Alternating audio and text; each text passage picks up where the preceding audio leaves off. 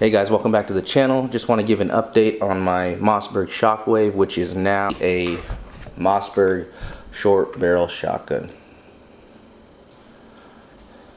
One thing I did want to say is that if you are on the fence about doing a Form 1 SBR, SBS right now would be the time to do it. The turnaround for my paperwork was exactly 1 week. I know it's shocking, but it was 1 week. I was expecting at least 2 months, and I received it in 1 week. So I think their turnaround time for SBSs right now and SBRs is pretty good. So if you're on the fence, I would go ahead and do it now. But anyways, let's get into it. So as soon as I got that approval, I went ahead and put the SGA stock from Magpul on there. I love this stock, one, because it's lightweight, and two, it does come with extensions where you can add to the length of pull or take away. As it sits right now, I don't have any extensions in there because I am extremely short and my length of pull is short. So without any extensions, this makes this shotgun have an overall length of about 35 inches from barrel to the end. And that is essentially a youth rifle, a youth shotgun style length of pull. But it works for me because I'm short, and I absolutely love how easy it is to get around corners and manipulate through a house. So that's why I will keep it that short. I did add the, let me just real quick show it's clear. Nothing in the chamber, nothing in the magazine, so it is clear. I did add this here, which is the Sling Attachment. It's from Magpul, and it works specifically for this stock and the Mossberg. Now, I run, and I have to say this, it's personal preference, and I'm not bashing anyone who does this or think it's wrong. It's just my personal preference. I run a single point sling with my pump shotguns, and the reason I do that is because I just don't want anything interfering up here with the pump action, just in case me personally could mess up and, you know, just get something jammed there, or it can get in my way, fumbling with it. I just don't have a lot of practice with the 2-point. Especially when it comes to the shotgun. It's a pump shotgun, so I keep a single point back here. I don't have to worry about anything being up here in the front or interfering with that pump action there. So again, personal preference. And I am running the Magpul single point, which I love this. It's their Gen 2 sling, and it also converts into a 2-point sling. So you just take this off here and you have a 2-point sling, or you clip it on there, the quick release, and you have a single point. Very convenient and just really well made. Now, I do have other videos showing the upgrades I did to this shotgun when it was the Shockwave configuration. I did upgrade the safety to an NDZ safety, which is probably one of the better things I did to this shotgun. The plastic safety on that Mossberg, when I first got the Mossberg, was it just didn't feel right. I didn't like it at all. So did that, upgraded that.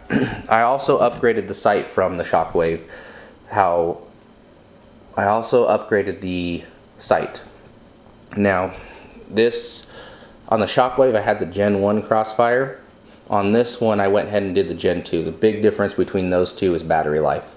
The Gen 1 has a 7,000 hour battery life on setting 6. This has a 50,000 hour battery life on setting 6. So big difference. I do not have to worry about changing the battery out every couple months or having it turned off. So that was necessary in my opinion.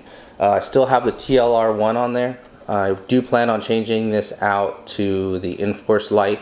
That would be a purely cosmetic thing. This works great. This light is extremely bright. It works. And the Enforce just looks better with the furniture on this shotgun. So purely cosmetic, but nothing that I have to change right away. I still have the STAC card on there, which I prefer over the shell holders that you have to, you know, screw into the receiver, just because this is you could quickly change out for a new one with 5 more rounds on it, and put more rounds right there. What else did I do? That's it as far as it turning into an SBS. Add the stock, added the sling, upgraded the sight. I did take this out and I did shoot it. I took it to the range. Unfortunately, at the range, they did not have a 7-yard lane open. So I had to go with the 15. I did 15 because they only had 15 and 25 yards open. So that was not ideal for me wanting to pattern the shotgun for a home defense situation. In my home, I don't need a 20-yard, 15-20-yard pattern. 7 yards is actually ideal. And I patterned this, I shot this at 15 yards at first with the minis here, and this is number 4, number 1 buck mixture, which I really like. The pattern at 15 yards with those mini shells out of a cylinder bore short barrel shotgun was huge. I mean, the pattern was almost off paper on a man-sized target. Some of those pellets would definitely go flying past them. So I don't think that's ideal as far as getting a good pattern at that distance, but I do know now that that's kind of pushing it with these minis, number 4, number 1 buck mixture, which is good to know. I also did shoot the little mini slugs here. I really like these. This patterned a little bit high at 15 yards. I'll insert some video of me shooting this shotgun, nothing scientific or even showing the patterns, just some of the, so you can get an idea of the recoil. I will make a better video next week showing the actual patterns, because I want to do that at 7 yards. I don't want to pattern this at 15 or 25 yards. I just think that's just a little extreme for my home defense situations.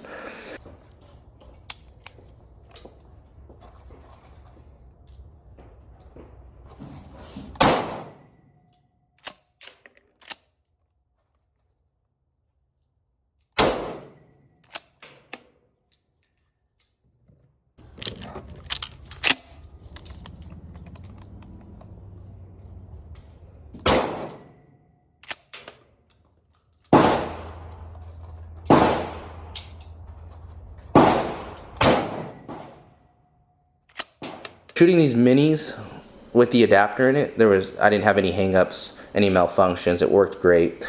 It gives you 8+1 with the minis, 5+1 with 2 3/4 shells. Now again, personal preference. The adapter works great. Didn't have any issues. Just pop it right in there and it works.